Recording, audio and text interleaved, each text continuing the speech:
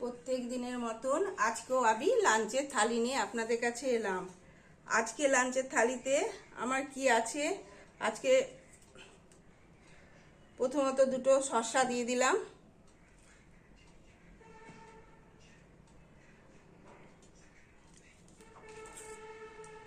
তারপরে বেগুন ভাজা,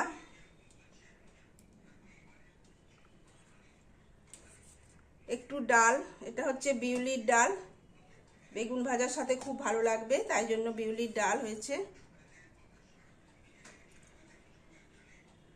আর হয়েছে ডুমুরের তরকারি, নিরামিষ, আজকে শনিবার, সম্পূর্ণ নিরামিষ থালি আমার এটা ডুমুরের তরকারি। আর হয়েছে মটর ডাল বড়া তৈরি করে পোস্ত দিয়ে করেছি। এটা প্রত্যেক দিন আলু পোস্ত ভাল লাগে না, তাই জন্য আজকে একটু মটর ডাল বেটে বড়া করে তরকারি, এটা খুব ভাল লাগে, আপনারা করে খেয়ে দেখবেন।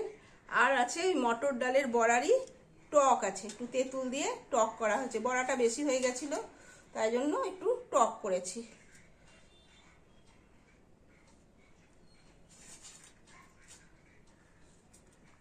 আর সাথে আছে জল।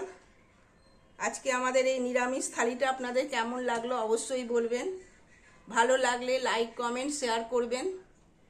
সবাই ভালো থাকবেন, সুস্থ থাকবেন। এখনকার মতন রাখলাম, আবার দেখা হবে।